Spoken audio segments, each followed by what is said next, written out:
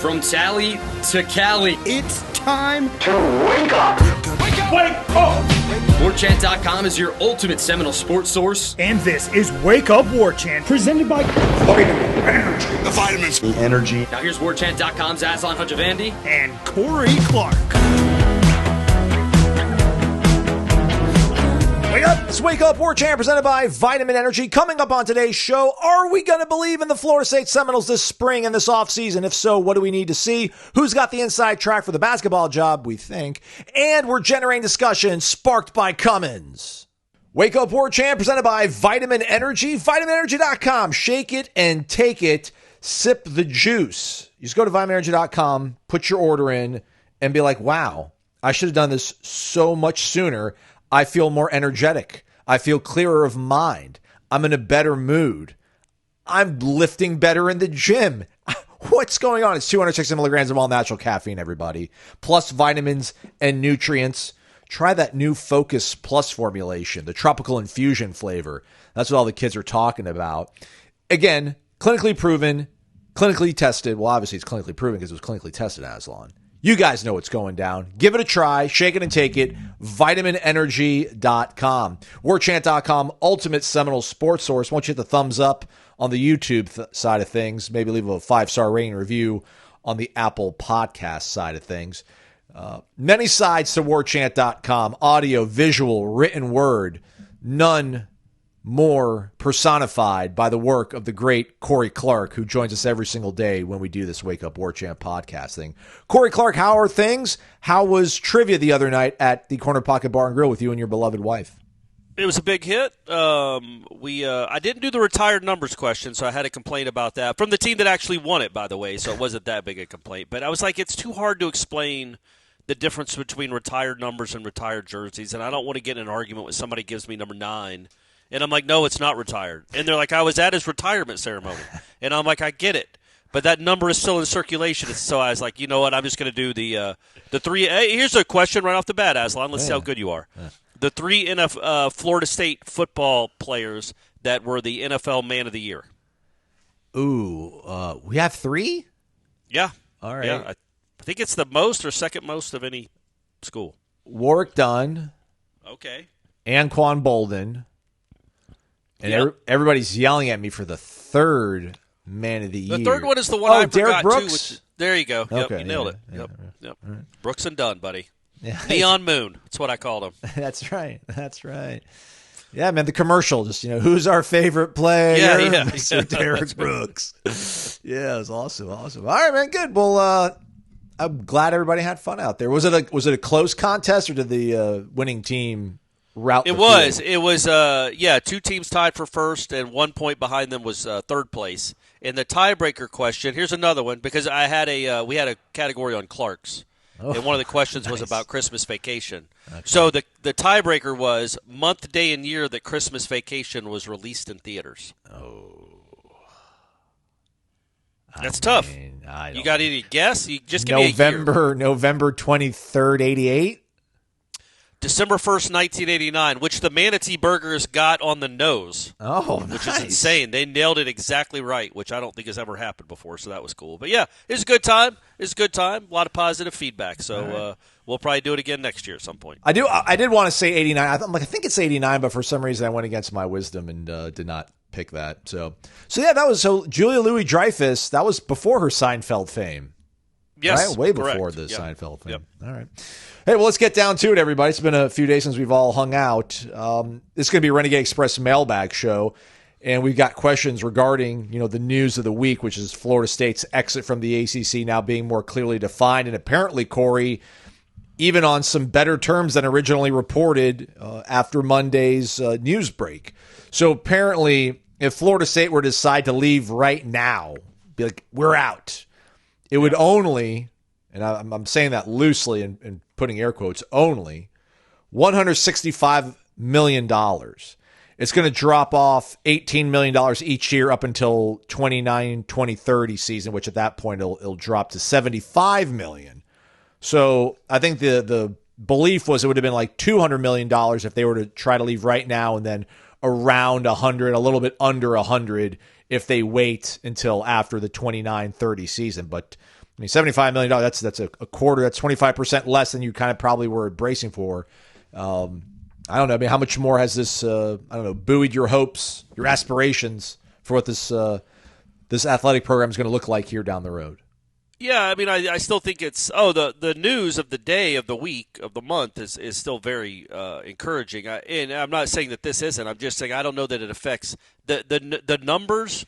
Don't really affect how I think the rest of the decade will play out. I think that it just makes sense. Maybe look, it all depends on where the landing spot is. Like, there's no reason to rush out of the ACC and pay, whatever it would be, $105 million if you go after 3 years or 4 years. I guess that'd be $95 million if I'm doing the math real quick. 165 minus 72 would be $93 million after 4 years. You could pay that; that'd be great. But are you going to the Big Ten? Is there a spot for you? Do you get to play right then? I hope so. Or the SEC? I hope so. I just don't know when those machinations start taking place, or when those the talks in earnest start taking place, and where that landing spot is. So I still think there's a lot of stuff to work out, man. You got the college football playoff TV contract up. You're going to figure out what that's going to look like, the next iteration of that. 16 teams, 14 teams, whatever it is. So I still think Florida State's in here for a few more years. But I do like the prospect of under $100 million after 4 years. So after the 2028 season, you can get out for under $100 million. Dude, 75, right? Man. Like, it's not. Well, that's only after 5 years. That's after 5 years. But after 4, it's 93. Right. So you're still under $100 million. You're still less than you thought you were paying 2 days ago, that we all thought you were paying. And look, man, you'll pay $93 million if it gets you into the SEC a year quicker. Or maybe you wouldn't. I don't know. I don't know if it's the cost-benefit analysis of that. I do know that now you're going to have a lot of options, and you're not going to be weighed down by some exorbitant exit fee. But you get some runway, man, to figure out where you got to be. You don't. This whole the way the first round of realignment happened, it was so chaotic. And it seemed to just go so fast. Like, all of a sudden, Maryland's gone and Nebraska's gone and Texas has left. Like, it all went, or people were leaving Missouri, because of Texas. Missouri left. Yeah, it all seemed to happen so fast. Those dominoes just fell off the table. This, I feel like you've got a little more time to make a really, really smart play about your future. You've got time to think about it. You've gotten more money for the short term, and you get a couple of years to really feel out the landscape and where you want to be, what the landscape might even be in 2030, and go from there. So it's a long answer to a very short question. I'm very positive about the future for Florida State sports and Florida State football in general. I just don't know that those numbers matter that much right now, today in 2025. Yeah. Let's continue that conversation with our good friend down in Naples, Mark. He's still digesting the settlement, largely agrees with the narrative that FSU got significant wins. This was never going to get, you're never going to get everything you wanted in a complex litigation without a trial, and a trial would have probably taken at least 2 years from now to start. Then you have appeal, so that was a non-starter in my opinion. Then I thought of the negatives. These two stick out, other than the obvious, that is staying in the ACC and battling the persistent revenue disparity, which the disparity is not going to be nearly as disparate with the new brand initiative, but we proceed. His two negatives: the uncertainty beyond 29 and 30. The settlements reduce exit fee of approximately $75 million in 2030-31, aligns with the expiration date of major media deals like the Big Tens, which probably sparks another wave of realignment. However, there is still significant uncertainty. FSU might still face competition or higher costs to secure a spot in one of these Power 2 conferences later, especially if other ACC schools also exit, thus weakening Florida State's negotiating power. 2, short-term competitive pressure. The initiative in the settlement, which ties revenue to performance, well, actually ties revenue to your brand. The success initiative ties it to performance. Yeah. puts immediate pressure on FSU to excel within the ACC. While FSU has a strong tradition and brand, any dip in performance, again, could reduce FSU's earnings compared to expectations, especially against Clemson or other rivals aiming for the same performance-based bonuses. This will strain FSU's resources if results don't match the heightened financial incentives. This seems to be Corey's largest takeaway. Don't let schools getting even less money now, who don't really care about football much, beat you in the trenches anymore. Anything else to these two negatives, do you think? No, but I don't know if it's a negative to put. I mean, Mike Norvell needs to feel pressure. He just went 2-10. Like, yeah, there's always pressure to win at Florida State. This does enhance it because you have no reason not to be one of the best teams. I just wrote this column. It's on the site now. Went up Tuesday. But there's no reason not to be one of the two best teams in this conference. There never was. You spend more than everybody else. Maybe Clemson, you're on even par with them. I guess North Carolina spends a lot now, but you spend more than everybody else. You have the most fans. You have this beautiful new facility that you've got. You are in the most fertile recruiting ground in the country. You have more history and tradition than everybody else. Like there's no reason you shouldn't be running roughshod in this conference for the next 5 years. And I mean, like, okay, you might lose a championship game or two. You might lose at Clemson. Somebody else in the ACC can upset you. But you better be 6-2 at least every year in this conference. Maybe not this year because you still had to come off the heels of the debacle. But moving forward, as long as you're in this conference, you need to challenge for and win the championship. And, yeah, this puts a lot of pressure on Mike Norvell to do that. Good. You should be feeling the pressure after 2-10, man. That was an embarrassment. And Florida State it's an embarrassment. And so, but I think, that does add extra pressure. There's also more money to spend on whatever you want to spend it on. And I think that's a good thing. I think people are going to watch your games, even if they're hate watching you. They're going to watch your games. I wonder what, by the way, so if North Carolina is playing, Wake, on a Thursday night, do we just don't watch it? Do we make a deal as Florida State fans to not watch it? Go to every local sports bar and turn the TV off. Yeah. Hey, man, there's an NBA game on. It's preseason. I don't care. It's a big one.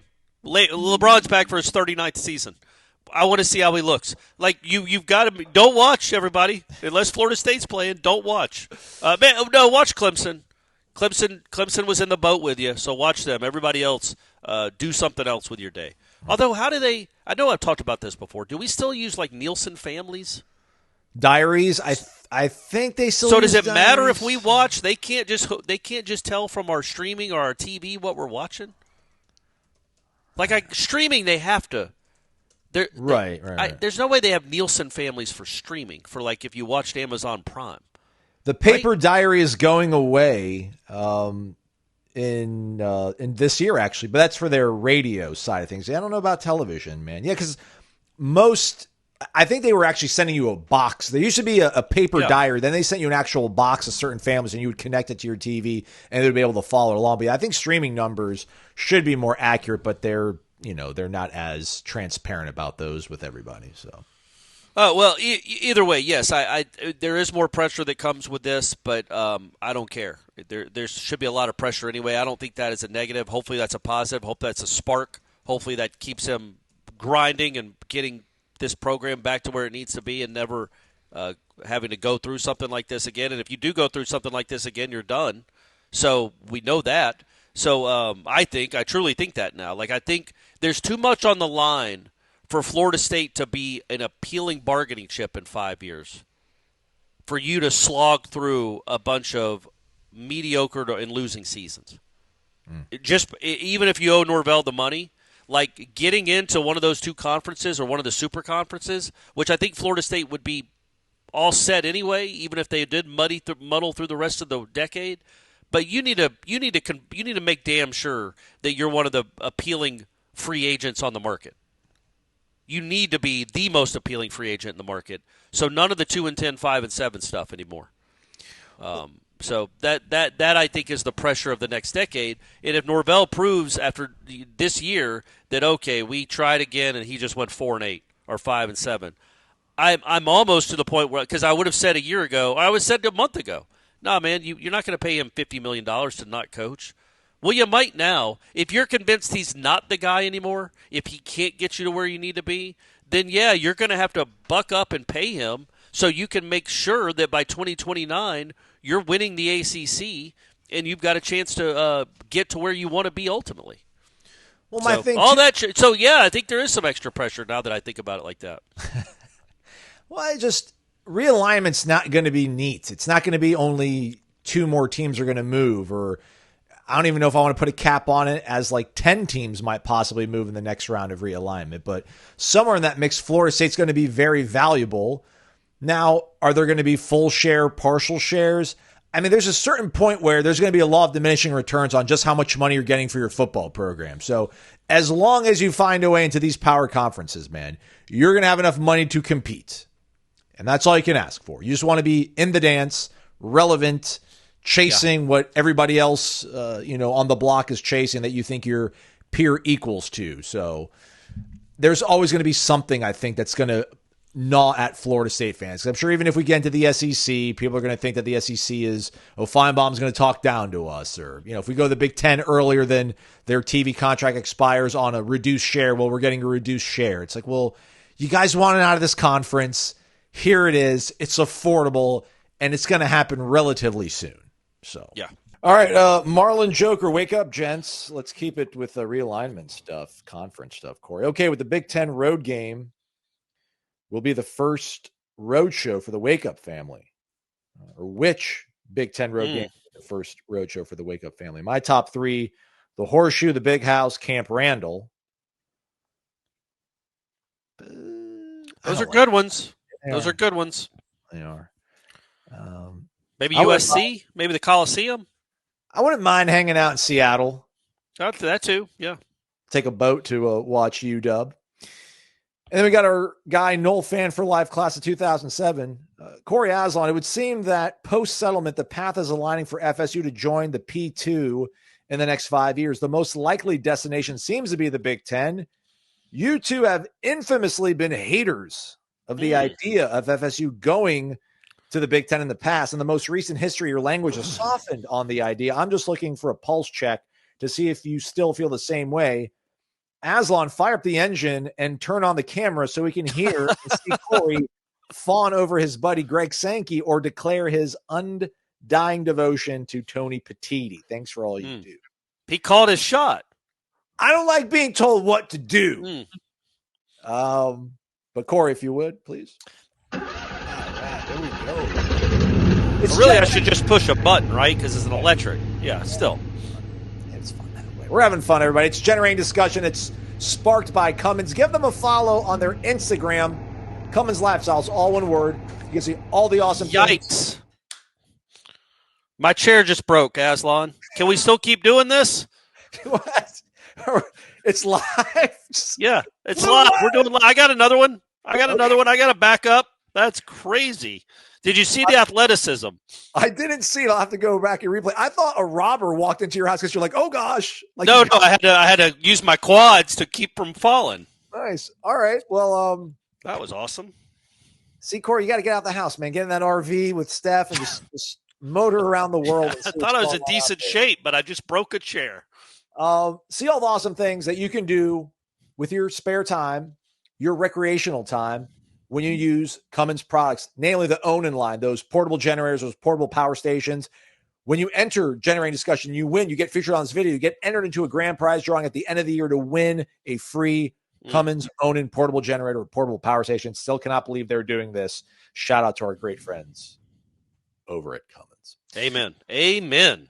All right, Corey. So I went back and forth with Does one Cummins of our... make chairs, by the way? I'm sure they do. Okay, good. Yeah, maybe I can ask for a chair. I'm sure it's quite sturdy too as well. So I got kind of into this with somebody on our boards. Shout out to FSU Kenny. I know a lot of people hate ESPN. I don't. I love sports. If I'm home and my TV is on and I'm not watching like White Lotus or Severance, man, it's always on ESPN, man. It's always on ESPN.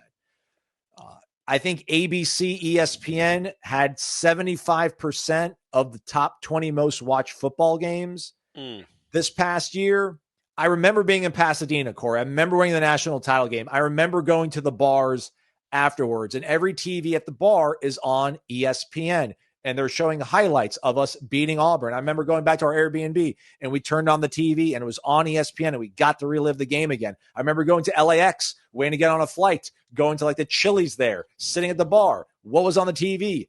ESPN. Yeah, man, we get it. ESPN's been around a while. I remember watching Bob Horner hit 4 home runs and then seeing those highlights on ESPN. You know, in Ohio State's championship in the ESPN sphere ended in 36 hours. Like Ryan Day wasn't brought on to do a victory lap. Oh, yeah, those days are over. You win it and then you get forgotten for a while. That's how it works with this now. It's just the never ending. It's the 24-hour cycle. They got to talk about different stuff. But I think when Kirby was winning it, when Nick's winning it, there was like, let's bring him on Sports Center like a week later and ask them like how things are going. Like you very much are at the forefront of the sport when you're in the SEC because you're on ESPN. It is the loudest, biggest platform. Listen, game day still gets about 2 million viewers every single hour. I think Big Noon Kickoff might have touched 1 million on average at the lower, like below 1 million. They did well 2 years ago when it was Michigan and Ohio State in the final game of the season, obviously. But otherwise, man, like I'm not watching FS1. Like I'm not going to go, I don't put it on FS1. I don't want to, whatever's going to be sandwiched between Sam Acho or Emmanuel Acho and Colin Cowherd, man, just you're at the zenith of the sport when you're on ESPN. So I do not want to be in the Big Ten, but I accept that that's our fate in life. Then I'll make the best of it. Yeah, I would say the people that have a problem with ESPN, it's not their content, it's not their game content. Of course, we got to watch. They're almost ubiquitous. You know, most big things that we watch now are on ESPN. So NBA, obviously college football. There's NFL. There's all. Well, I think they have NFL, right? The ABC does. Yeah. But either way, so there's always ESPN will always be a part of our lives. I think the problem, I know the problem that a lot of people have with ESPN is the commentary that comes along with the game coverage. That's the problem.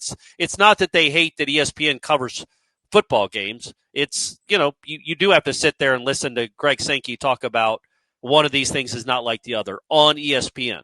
Make a case for his team that has 1 loss to get over another team that has 0 losses on ESPN, and then it happens 24 hours later. It's not great. That could understandably frustrate some people. But to this question, I mean, he's being tongue in cheek when he says that Greg Sankey's my boy. Right, I think people that listen to this show know that I'm not a fan of him or what he's done to this sport. And I'm not a hater of going to the Big Ten. I would prefer the SEC just because of, selfish reasons. Flying aspect of it. I don't like to fly. The schools that are in the SEC are closer, except for Texas and Oklahoma. And I also think it's a better cultural fit, and I think it's better for the community if you have 5 home games a year with SEC fan bases coming into your city. Now, Big Ten travels too, some of them. I don't know that Purdue's bringing a ton. I don't know that Northwestern's bringing a ton, or Indiana, or Illinois. But I know that Ole Miss, Arkansas, Tennessee, and Texas are. So that, honestly, is my biggest preference, is what I think what it would mean to the city and to that stadium to always be full on Saturday nights because you have an SEC school. But to be honest, and I guess baseball, like I don't know what it would do to baseball to be playing in a Big Ten schedule as opposed to a SEC schedule, like just the energy around it. But there's not really much difference between the two conferences. You know what I mean? Like, definitely in terms of this, but also in terms of stature. Like if Florida State and Clemson went in the Big Ten, that's on par with the SEC. It just is. When you throw in Ohio State, USC, Washington, Oregon, Michigan, Penn State, I mean, you're on par with the SEC. So by that token, it wouldn't be that big. To me, it's more about proximity of the other schools and making sure all those fan bases travel to Tallahassee. I don't disagree with any of that. I just think that's like something that most of us have like discussed, and that my whole like pro ESPN rant was just being a fan of the sport, man. Like, they talk about it on Get Up. Like Mike Greenberg, like makes a point to talk about college football, and then that dovetails into the McAfee show, which then dovetails later on into PTI. Like they will talk about college football, then goes to the 6 o'clock Sports Center. Then they've got, but they do talk about Michigan and Penn State and Ohio State too on those shows. I get it; it's more SEC centric because it has a bigger stake it has a stake in the SEC. Yeah, that's what you're saying, right? You just be talked about more. Absolutely, absolutely, man. Like you get to savor it. Your season is being chronicled by the biggest, loudest platform in the sport, man. Just.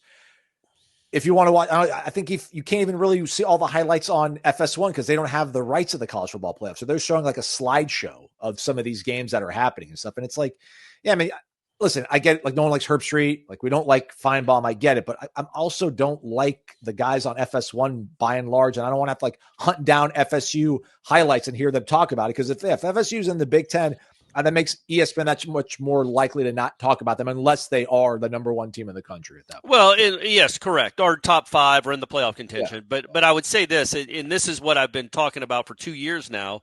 We all know, at least we should know by now, that the Florida State's, when that exit fee gets really low, is the same time that the Big Ten's TV contract runs out. So it makes sense for the FSU and the Big Ten align to when they leave, they're leaving for the Big Ten. And I would have no problem with that. It's certainly better than this. It's worlds better than this. But that is how you get in the SEC, is you have an offer, a genuine offer, not just a handshake deal, but a genuine offer to join the Big Ten.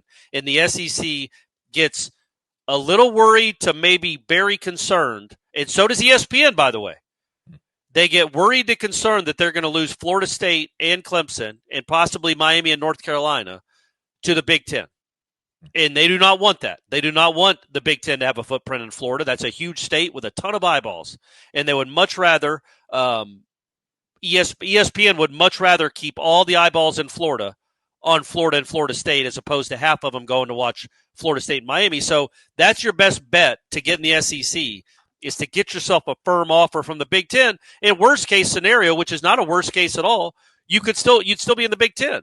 You'd be in one of the 2 big boy conferences, and it ain't like it wouldn't be fun to play at Michigan or to have Ohio State come to Doak. That would still be neat. I just think, man, the fact that you could go play Arkansas one week, drive to Arkansas, the next week Tennessee's coming to Doak, just the energy that would be constant in the city for these types of games with those types of fans. It would be much better than Boston College and Pitt and Syracuse, much, much better in the Big Ten, because they have some really big boy football programs too and fan bases that travel. It's just not as much as the SEC. It's just a tick below the SEC, I think, in terms of passion. And it's a huge tick below in terms of proximity. And I survived this chair. You did. And the energy deficit between the Big Ten and the SEC will be made up by Cummins powering us through those games. So, amen. Give them a follow again over on their Instagram, Cummins Lifestyle. You can see all the awesome things they're doing again with their own line of products, including the QG 4000i. You can barely hear it. Barely hear it. Turn us up, though, really loud when we're on, though. Corner Pocket Bar and Grill, 2475 Appalachia Parkway. Go hang out this weekend, everybody. Live music going down. It's going to be popping off. Corey, you're that's back more of a happy hour, right, on Friday? That would be correct, Corey Clark. Travis Green, 5 to 8 o'clock. That's a long set for a solo person. Shout out to Travis Green. So come out to the Corner Pocket Bar and Grill. Enjoy your happy hour after another week grinding away here in the greater Tallahassee area. Have delicious wings, maybe a Corey wrap, anything else you want on the menu. It's going to slap, as the kids say, your taste buds. It's going to taste really, really good. I think the Lakers got the Celtics on Saturday. That might be a good time to check out what's going on. Well, here's the thing, Aslan. Leonard Hamilton's final game is I believe that's a 4 p.m. start on Saturday. Over by, it's a Florida State game, so I'm going to guess 6:45. But the game's over, and then they do the ceremony after the game. They're going to do a ceremony for Leonard after the game on Saturday. So my suggestion is stay for that. You're going to be at the game, folks. Go to the game. Go to the game. It's Leonard's last game. It's a celebration of all that he's accomplished or the fact that he's been here for a quarter century. And even if you roll your eyes when I say all that he's accomplished, he's a good man who's been here for a quarter of a century, and he's been a great ambassador for this school. So go watch, celebrate. I'm sure you can get in very cheap. Stay for the ceremony, and then when it's over, it's also a celebration of it's a spring anew. Something else is going to be. So there's going to be another coach at Florida State in basketball in 2025, 2026. So that's exciting, I'm sure, for many of you. But even still, go pay your respects to Leonard. Go celebrate what he did. And then when you're done, go to Corner Pocket because according to Aslan, the Celtics and Lakers are playing. So you can go watch that at Corner Pocket afterwards. Corey always putting the priorities crystal clear in order after I goof it up. Check it out. Corner Pocket Bar and Grill, cptallybar.com, the website. We are back. It's Wake Up Warchant. It's presented by Vitamin Energy, vitaminenergy.com. Shake it and take it. All right. Speaking of hoops, we got a two-parter from random_John. I want to change the tune of the song from The Wizard of Oz, Ding Dong, the Witch is Dead, to Ding Dong, the GOR is dead, or Ding Dong, the ACC is dead. It feels like when Dobby was given a sock in Harry Potter, FSU... Don't know that reference. Is that you saying that or Random John? This is Random_John. Okay, I haven't seen Harry Potter. No, I'm not like that's not a judgment. I'm just saying I saw the first one. Yeah, that's why. Then I stopped. Yeah. All right, so two-parter. Have you guys got to interview any of the media from other ACC schools who believe this would never happen? What are they saying? There seems to be a lot of people that are like doing this. They're trying to find anybody that was, I don't know, so much pro-ACC or anti-FSU and just like, ha, you said this wasn't going to happen, and it's happening. What do you have to say about it now? I don't think we've ever had anybody in the ACC sphere, but maybe we can get somebody on the show. And then second part. Just to make fun of them? I guess. Or just like, hey, you said this was never going to happen. It just happened. Speak for yourself. Defend your position. Based on what you're hearing being murmured in the shadows and backrooms and places they don't let us normies see, who is likely to be the next head basketball coach? See why? Yeah, I legitimately know CY or Sam Cassell are my two front runners at this point. But you know, you also you hear rumors, or it's not just message board posters talking about Will Wade, who's at McNeese State. Again, he's the one that was at LSU and got fired for cause for stuff that is perfectly legal now. Making strong offers. Making strong blank offers, which he's going to want a lot of that if he comes to Florida State. But he is a good basketball coach. He's just a good basketball coach. He's proven that. I think he won at VCU. Although he took over for Shaka, and I don't think they were as good when he was there. But then he got the job at LSU. They won 20 games, I feel like, every year there. Went to the Sweet 16 in his second season. Yeah. He's got McNeese State doing some pretty incredible things in his first or second year there. So, he can coach. So the reality is I don't know. I don't think. Well, what about that list that Jeff Goodman dropped the other day? He's got Sam, Luke Laux, Andy Kennedy from your UAB Blazers, everybody, Brian Hodgson from Arkansas State, Bucky McMillan, Samford, rather, and then Chris Carrawell from Duke. Carrawell, okay. So they would lose they'd lose two of their Shire would be in shambles. Assistants. Yeah, what is he going to do? Oh, wait, they just gave me the number one player in the country again. I'll be all right. Who's a former Duke point guard I can get back on staff? I think that those are the routes that we've talked about, right? It's either going to be an assistant. Like Laux is the outlier, man, because Laux isn't like a big-name assistant either. He's just a Florida State guy. But Cassell, you would say, is a big-name assistant, even though he's an NBA assistant. But then the head coach pool you're fishing from are names like that. UAB, Arkansas State, and Samford. I couldn't imagine Andy Kennedy. And listen, I covered Andy Kennedy when he was at Ole Miss, and he had Marshall Henderson, and they had some fun seasons. But, no. I can't imagine, like, the upshot there. He's not master strategist. He's not an ace recruiter. He's a super cool guy. Like, he's very likable. I mean, his players like playing for him. Boosters will like him for the first 2 seasons or so because he's really just like a very affable kind of guy, just very down to earth. But he hasn't had any kind of sustained excellence. And he's not an older guy, but he's been in the game long enough. At least like Hodgson from Arkansas State, that's been a Morabin program forever. And they're actually pretty solid this past season, I think, in the Sun Belt. And then I don't know, I've heard about buckyball, but when has those kind of niche, gadgety kind of stuff at basketball worked when they've moved from mid-majors to, the major level?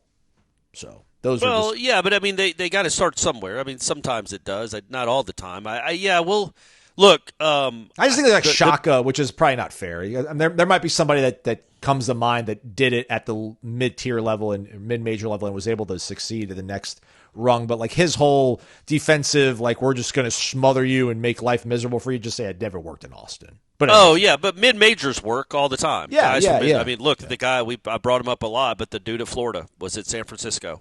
Not exactly a hotbed, not since the early 60s, a hotbed of college basketball. Little trivia for you younger folks, that's where Bill Russell played, was at the University of San Francisco. And K.C. Jones, who was the coach of the Celtics in the 80s when they won those titles, he's a San Francisco. But there was somebody else, too. They had another one. But they were very good in the early 60s. But either way, that's neither here nor there. I think that's what you're looking at. My thought would be, and I'm not advocating for anybody. I'd be happy with any of these guys. I'm just happy for something new. And you guys know my affection for Leonard Hamilton, but I'm just happy for something new. But I would think if it's an assistant, it's probably going to be CY or Cassell. Yeah. And I would love for Luke Laux to go be a head coach somewhere or be an assistant for one of those guys. Like, get him back in the college game, but I don't know if he'd want to do that if he's not. You know what I mean? Like, he's an assistant in the NBA, but he's not a number one assistant. He's still young in his career. He's been coaching for probably 6 or 7 years. I think a full-time assistant for 3. So that seems like a big leap to me, but I'd like maybe they can, again, I keep using this term a lot, but the runway for him to be the head coach of Florida State someday might be to get to Florida State as an assistant now. Like Cassell could hire him as an assistant if that were the case. But otherwise, I don't know how any of that's going to happen. I do love that they've had, what has it been now, 3 weeks, a month, to get their ducks in a row where the search is already on, the interviews are ongoing. So it won't be long after the season is over that they can make a hire, right? You're not going to be going into June because you got to get a roster set. You got to see if Ewan's coming back. You got to see if guys on your roster are going to play or you want the guys on the roster. And you might not want many of them. But then get the roster set and get the coaching staff set. So I do like the fact that at least it should happen pretty quickly after the season's over because they've had 3 or 4 weeks to get everything in order. By the way, so the first part of his question was the ACC thing, right? Yes. And this is just where David Block, who I follow on Twitter, who's a big FSU fan, I guess some Florida State fans like they hate like a tweet, like to save it. Yes. So they can go back and make fun of it. Right. And this was from David Hale, who I like. I've met a bunch. He used to work at Florida State. He was a beat writer. He's kind of the main ACC writer now, him and Andrea Adelson. And this was from, let's see when this was, August of 2023. And this was, he was responding to a post from a Florida State fan that said that Peter Collins said that they had a good handle on the grant of rights. They're not worried about the grant of rights. Now, this is August of 2023, so 18 months ago. And David Hale says the grant of rights won't stop them from leaving, talking about Florida State. All the money they lose because of the grant of rights will. Texas and Oklahoma had 3 years left on a grant of rights, were forced to stay for 2, then paid $50 million each to get out of the last one. FSU has 13 years left. Believe the fantasy all you want. Ooh. That's the problem. That's the problem that Florida State fans had with the coverage back then, and that's why they're so giddy right now is because we were told, I don't know if Hale ever used the term ironclad, but we were told they couldn't do anything about it. Sorry, can't do anything about it. Have a contract, signed it, there's no wiggle room, there's no gray area, you're set for 13 years. And they were wrong, but they were so adamant that they were right. And not just Hale, I'm not picking on Hale. Anybody in the most people in the North Carolina media were just laughing at the thought that Florida State and Clemson might get a deal anywhere close to this. And they're stunned that they got something close to this. Well, they're getting their information from people at the ACC offices. So right, but don't believe everything you hear as if it's fact. I know, but I'm believing everything that I'm hearing on our side, right? Like, I'm like, oh, yeah, I believe Peter Collins. Why would he lie about this? You know, Well, and it turns but out that he I'm wasn't. right, so like I get to rub it in people's Yeah, well, right. face, But you when know. you're told that it's a fantasy, that could rub people the wrong way. Strong Yeah, statement. those are strong words. It's not like I'm a little skeptical. I don't know that I'm not a lawyer, Right. and I haven't seen the contract because David L. hadn't. Because who had? You had to go back with 3 Secret Service agents apparently, and you couldn't even take pictures of the contract. Just cloak and dagger nonsense. So don't speak as if you're an authority on something you clearly aren't, because you're just getting one side of the message from people that are clearly not objective, and it ended up being wrong. Another great San Francisco Don, I think that you were thinking of, is Bill Cartwright. Bill Cartwright. Dang it, right when you were about to say it. Yeah, I was finish each other's sentences. I was saying it right when you said it. But yeah, Bill Cartwright, the great. You guys remember him? He won I guess he was probably the key reason the Bulls won those 3 titles in the early '90s. I think so. Yeah. Yeah, It was it the was fulcrum. Cartwright, and then the guard, the wing players were pretty good too, but Cartwright was who they really ran the offense through. Yeah. B.J. Armstrong, John Paxson, just like really strong shooters. Yeah, Horace Big Grant had presence. some moments too. Yeah, sure. All right, let's get to football. Which one do I want to go to here first? Let's go to Blue Knoll. He was first on the board. Hey, guys. If you could pick one thing that you'd like to see in spring and summer that would make you drink the Kool-Aid for the upcoming season, what would it be? Thanks, Blue Knoll. I just want to see the offense tear it up in period number 3, everybody. That's it. Simple. I'm going to keep saying it. I know it's not a very long, eloquent, elaborate answer, but I want to see an offense that knows how to execute, that goes out there, plays like fast, applies pressure to a defense, physically, also via its execution. We'll know. I've been spending the last week or so when I go to these baseball games, Corey, archiving footage from last year so we can have it for whenever we start previewing the upcoming season and things of that nature. And I'm just like, yeah, man, I guess it's easy now in hindsight after they were 2-10 to be like, we should have seen this coming. But I don't think we can say that fairly. But when someone tells you that was a 2-10 season, and you go and look at the video that I have from the first 3 periods of practice for 3 months, you're like, yeah, probably. And I know period 3 was one of the things that we could not film, but it still resonates in my mind, just the lack of energy, the lack of big plays they would make in that period. So that's what I'm looking for, because I think it's hard to focus on one group consistently throughout a spring practice. And I know we follow the ball a bunch, but period 3 just gives you a feel for it. And I know people are like, well, what? That means the defense isn't good. I don't care, man. Do not care. I think defense will figure itself out. We're not going to live through this whole defense is always ahead of the offense thing anymore that people pushed back on last year when we were a little bit worried about the offense. This offense needs to look really good in 11-on-11, man. Period. Make plays. Like Tommy, throw the ball. Guys getting open, too, because I don't think there's going to be a lot of fitting into tight windows. It's going to be Gus. How about guys scheming running things. wide? I guess you don't want guys running wide open, because that is a bad thing for your defense if there's just dudes running free all the time. But you'd like guys to work themselves. Well, at open least for the because they're first few talented. weeks. At least for the first few weeks, Corey, right? There's going to be 15 of these practices, at least for the first 7 or 8, or some midpoint. Let the offense really, I'm not saying let them do, but I want to see the offense have great success in 11-on-11 situations. And then, yes, the defense can probably adjust at those points. But Gus's whole thing is creating these leverage situations for these players to get open and then create easy plays. So let's see some of those created for a little part of the spring. I want to see, and this is hard to quantify or define, but I want to see, because Aslan's right with all that. I want to see receivers making plays, scoring touchdowns, looking like a Division I offense. But I want to see a competitive spirit. There's a play that sticks out. I think it was in August of 2023. It might have been in the spring, but I think it was 2023, where Jared Verse was just, he was dominating pretty much every rep. Because that's what he did, and he was telling everybody within earshot about it. Even people that weren't in earshot heard him because he just screams. He was just the way he would talk would get under everybody's skin. I assume even guys on the defense, but he just was nonstop talking. You guys seen it now when he's mic'd up with the Rams. It's nonstop, and it's like that at practice. But there was one moment where it was like an outside run drill where he was getting blocked by Jaheim Bell. He had just crushed whoever the tight end was that had gone before Jaheim Bell and told everybody about it. And then he went up against Jaheim Bell, and Jaheim Bell put him on his ass.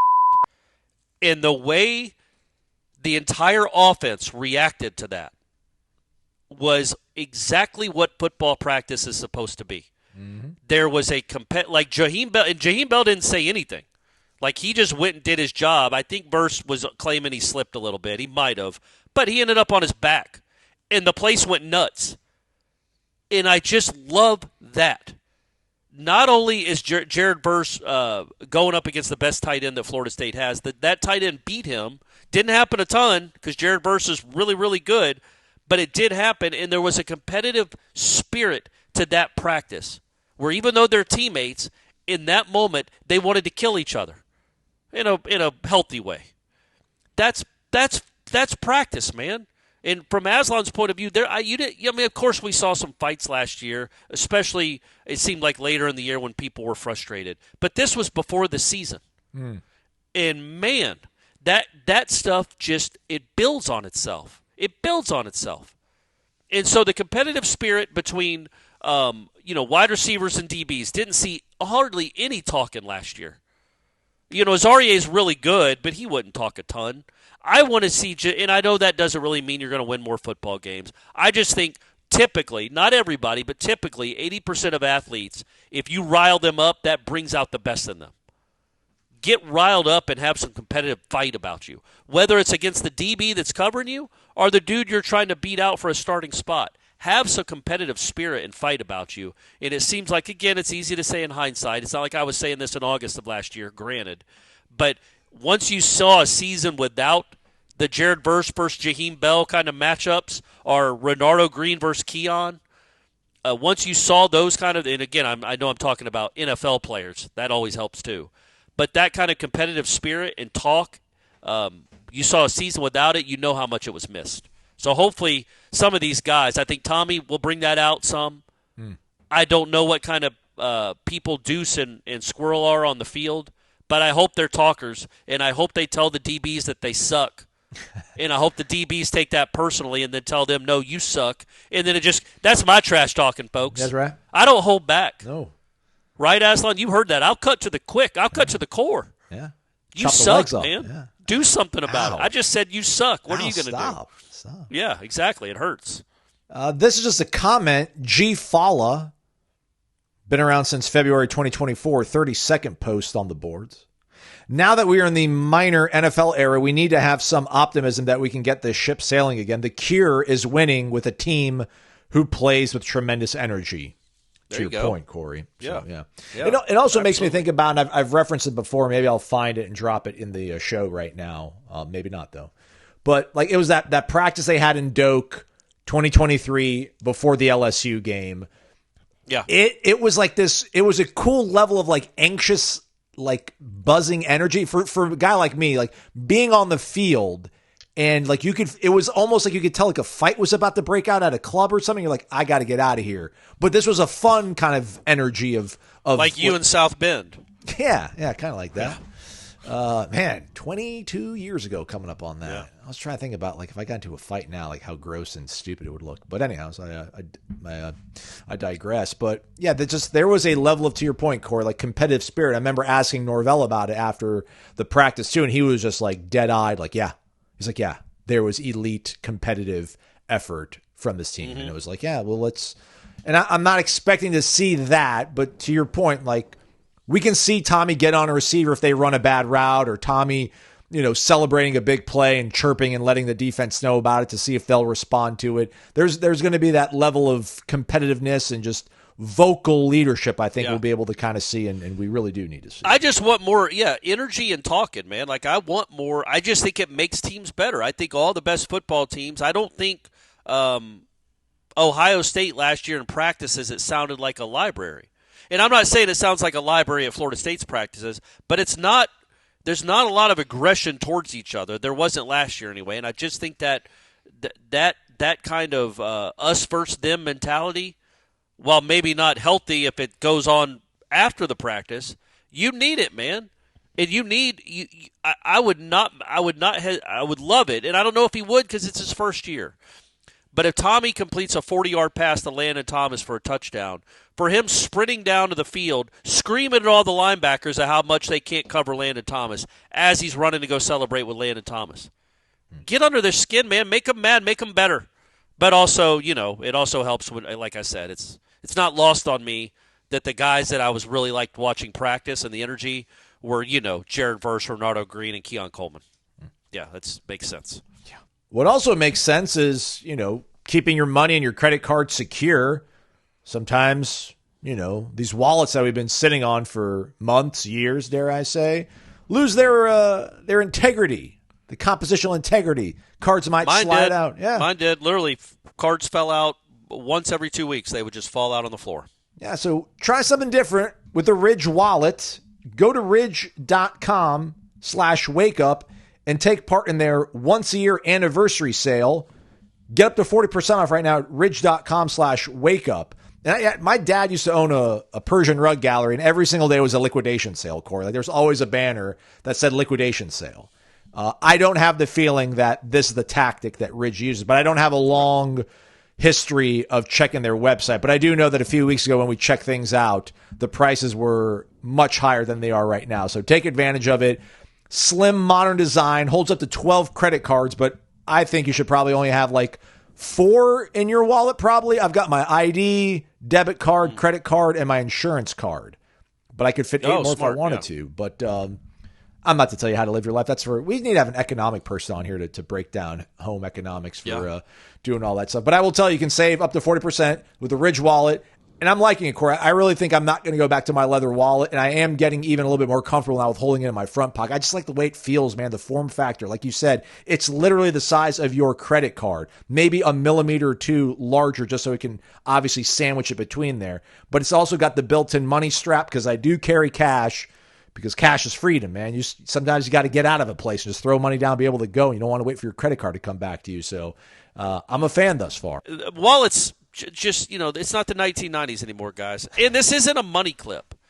It sounds kind of – I never got into the money clip because they were too thin. And I was always worried that my stuff would spill out one way or the other. Yeah. And it seemed like it was just for cash. This holds everything really easily. It's literally a wallet. And I feel like if you open-handed slap somebody with this in your hand, it's a real weapon. Yeah. Right? I think a WWE champion, there's going to be a storyline where they use the Ridge wallet as like a brass knuckles item. Yeah. It could do some damage for sure. More than a wallet. Yeah. Also comes with a 99-day risk-free trial. So hop over to ridge.com/wakeup, save up to 40%, and try the Ridge wallet. We are back. It's Wake Up Warchant presented by Vitamin Energy. VitaminEnergy.com. Shake it and take it. Gio Noel, wake up. Been a while since I have had a chance to post on my favorite podcast. I think he also posts on Headlines, so I'm going to take that as a dub for myself. Oh, there you go. All right. Thanks, Gio Noel. Me too. Thank you guys for holding us down during this crazy season. My question is, what side of the football would you want to notice that development is taking place? Offensive line, linebackers are my 1A, 1B, then quarterbacks, followed by secondary, then the wideouts. Yeah, secondary, again, we're not talking at all about the secondary. We're under this guise that it's going to be fine. And I know to your point, Corey, the secondary didn't get really, abused or shown to be a problem. They were not a problem last year. But you also lost cornerback. The corners weren't. Yeah, I mean, Fentrell's gone, though, and so is Azarie. And KJ Kirkland had flashes. Edwin Joseph had flashes. Earl Little had flashes. But, I guess when there's so many other things going wrong, that's the least of your worries. But you're the offensive guy, so I guess I will have to be the defensive person for purposes of this question to fully cover all of our bases. But,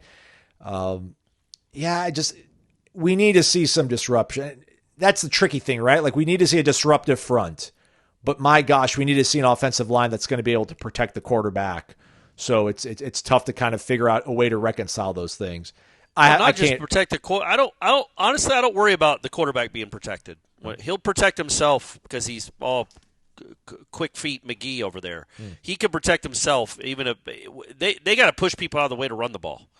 That's what I worry most about with the offensive line is, can you move people to open up holes? So what I think right now, I'm not trying to be rude. It's kind of a pedestrian running back room.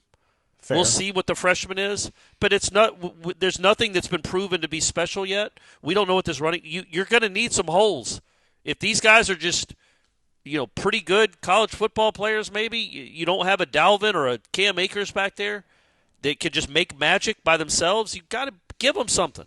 So but it's hard. Again, to that point, I'm not trying to couch it. It's hard for us to really notice that in a practice because they cut plays dead after they get to the opening hole. The first week, they probably won't even be in pads. It's offensive line that's coming together that hasn't worked together yet, so I doubt they're going to be just mashing people right away. So it's going to be hard, I think, to see the development of the run game. Maybe, I could be wrong, in the span of 3 weeks in March and April. But that is, look, man, I think the line of scrimmage on both sides is absolutely and always will be the most important part of a football team. And so that's where my concentration will go as far as the improvement of the team. It's just hard in practice settings to always know if one sometimes it's obvious to always know who's winning that battle. Because last year, like I said, there were plenty of times in August where they ran the ball at will. They looked really good running the ball. And it's like, well, that didn't prove to mean anything at all. So, but getting after the quarterback, I would like to see defensive ends that I'd like to see what we got at defensive end for this team and what it looks like to get pressure on the quarterback and then go from there. I don't know if it's a chicken or egg thing. I mean, I think at this point it's Gus, but looking at this is just really poor research. I apologize, everybody, but like year by year leading rushers for him, at least at Auburn when he was the head coach. So Trey Mason, he was an NFL player briefly. Cameron Artis Payne, Aslan say it correctly. He was in the NFL for several years. Peyton Barber, he played for the Bucks. Cam Petway, I think Cam Petway flamed out. I think he got a little too big for his britches and had a falling out and left Auburn way too early and didn't get drafted. 2017, Kerryon Johnson. Kerryon Johnson was an NFL player. 2018, Booby Jarvis Whitlow. I don't know if he made it to the show. And he also was a leading rusher in 2019 as well. So, by and large. And then the Harvey kid at UCF, did you mention him? No, I did not. No. Yeah, I mean he's going to be an NFL player. I don't know where he'll be drafted, but he'll be an NFL player soon. Yeah. So, how much of that is Gus creating an offense that makes these running backs, marketable to NFL offenses? How much of it is just him having a good eye for recruiting guys? And in that vein, I mean, I'm sure he was involved in getting Chroma. I mean, listen, Mike said that he spoke to Gus when they both had the same bye week, which I think was probably then that week before Duke. So I'm sure they probably exchanged some notes on like who they want to get, what positions they need to get, and who's important. So, we'll give another year maybe in terms of trying to get a running back that's totally quote unquote his. But this kid, the freshman might be. Yeah, the guy. I mean, he's really good. They got him from Georgia, and they wrestled him away from the University of Georgia. So he's a big-time player. It's just I don't know that we won't know anything in the spring because he won't be here. So, and then, it's not hopefully he can hit the ground running, so to speak, but, we'll see. But, yeah, the offensive line will have to be better, obviously, than it was last year. Again, my overall point was it'll be hard to notice in spring practice how much better it is. But Deuce and Squirrel, right? Like, yeah, those two guys, if they shine, we could probably make some pretty big assumptions based off of them. Yeah, right. And also the tight ends. What is Landon Thomas now? What is Amari Williams? The Randy Pittman that came from UCF. Like, you're going to have? I don't know who we think the slot guy will be, but you have two outside guys that have done a lot, and then the slot guy. Let's see what it looks like all together, because there is a chance you're sitting there watching in one period. You watch Deuce Robinson hit one over the top for 50 yards, Squirrel White take a slant and go 30 or 40 yards, and you're like, okay, yeah, all right, I see what this thing can look like, and that honestly isn't something we ever saw last year because Jaylen Brown kind of did next to nothing, even in practice, for large portions. And Malik Benson had a couple really impressive catches here and there, but it was never you never felt any momentum with the passing game almost ever in the spring and in August. And it'd be cool to see some of that. Last question. It's our winner, I think, from last week. It's Island Chief. Wake up. Hey, guys. I know a lot of folks are getting props for their prognostications in the realignment thread, but my post from last Friday in regards to the Florida Supreme Court's decision to keep the trial in Florida was spot on. It read, quote, "It helps in negotiations for sure to have home court advantage in your back pocket. You should let the applause die down before going on." Oh, yeah. I was going to say, well, we couldn't hear the applause over you patting yourself on the back so hard. I know. I kid. Everybody very, very assertive today in the mailbox. All right, so I've got a couple questions regarding the new football facilities and the stadium project. First, I appreciate Corey saying how great the football-only facility looks from the outside, but is there an embargo on taking pictures? There's not. Maybe I'll have snapped one. No, there isn't. No, but just well, I'll be at the Bethune. I covered the baseball game probably by the time you're hearing this, so I'll try to snap a photo and bring it to the boards or whatever. But I don't have like a long lens camera to get like a nice. I'm gonna have to take it on my iPhone. You don't need it. Yeah. I literally think like if you just sit there and look at the panoramic of it, and obviously it's still very much under construction. It's not finished, but you see it coming together in a way you're like, wow, that's going to be really awesome to look at, and hopefully cool to be in for the players. But yeah, anyway, sorry, go ahead, Aslan. Secondly, if we are playing good football to a full capacity crowd against good opposition, isn't that sideline party deck going to be a great TV visual? Is there any other stadium that has anything like that on the sidelines? I am not all that familiar with how I've seen the renderings, and I've liked it. Like since day one when they had the renderings, other than that Jerry World Mercedes-Benz Dome in Georgia, like those like basement seats, like those subfield seats almost, or like you're behind the bench, like you can't even see the game. What's the point of that? But like everything else looks pretty cool, but I don't know exactly if everything's going to fall in the frame of the way a football game is shot in national television. You know what I'm saying? Like, I don't know if everything's going to fall into the frame of it, but I think it's going to look great, man. And, you know, I don't know acoustically how it's all going to work out, but I'm always of the opinion, man. I'd rather, if I was in a band, I'd rather play a club with 200 people packed in there, shoulder to shoulder, than play in an arena to 3,000 people and there's like 10,000 seats. So I think it might. Yeah, but 3,000 people is more money than 200 people. You're right, though. Yeah, so just throwing that out there as the pragmatist of the group. But yeah, like I want to see what it looks like in practice. Like, you know, I'm not trying to bring up maybe poor decisions of the past, but as cool as the Champions Club is for the people that I guess go there and watch games there, optically it's a nightmare. It always has been. Even when Florida State was in the midst of a 29-game winning streak, it was a nightmare. Maybe they had already not. The 29-game streak was over by that thing that opened up. And nightmare is probably too harsh, but it's a bad look, man. You have a swath of empty seats in the end zone every time somebody's kicking a field goal. So the country sees that. It looks like the band is left. Like the band is getting ready to be halftime and there's all these empty seats. It's been like that for a decade now. I don't think this will be that. I hope it will be better, but I just want to see it in practice. In not just in theory. So I'll tell you after the Alabama game when the whole team jumps up on that party deck after they beat Alabama, that might be one of the coolest visuals in Doak Campbell Stadium history. Who knows? But yeah, let's just see how it looks, because I don't know if people are allowed to go inside, and if they're hot, they'll be inside watching it on TV instead of I just don't know how it's supposed to work. So we'll see, but it has the chance to be really cool. I can't wait, man.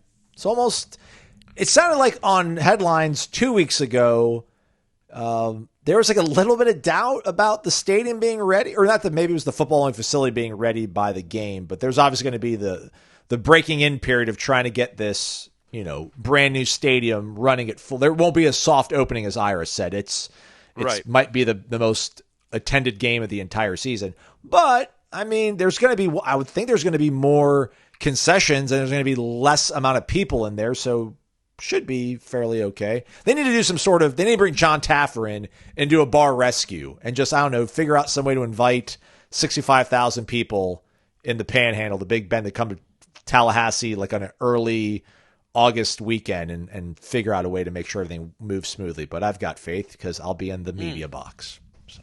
Amen. That's right, buddy. That's right. We always get in pretty easily. Yeah.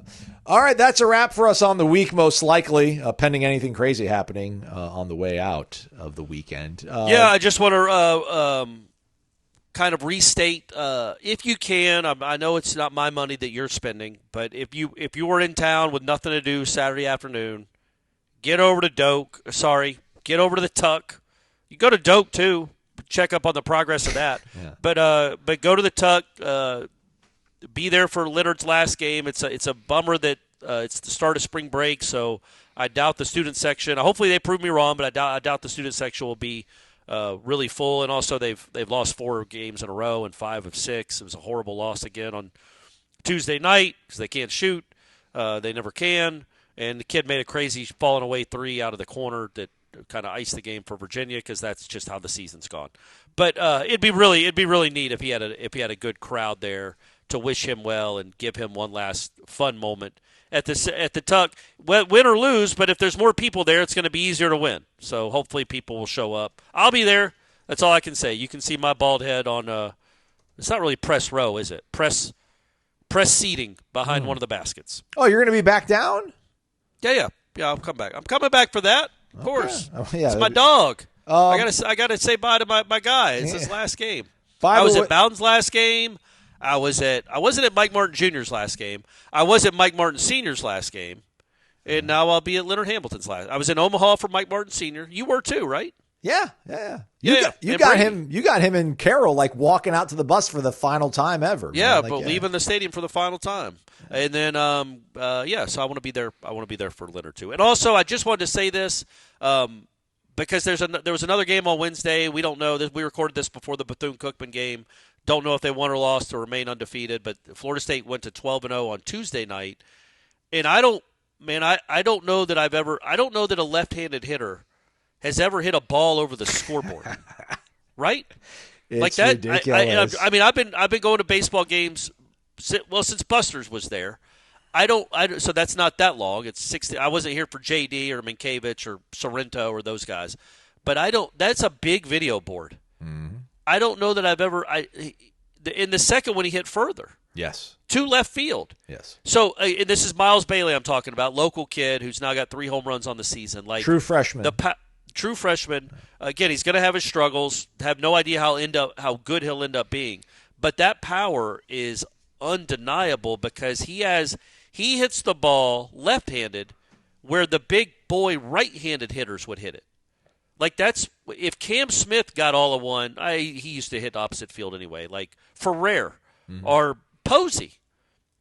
Posey getting all of one to left center field, like pulling one, which is where most people have their most power, is pulling one either center or left of center if you're a right-handed hitter.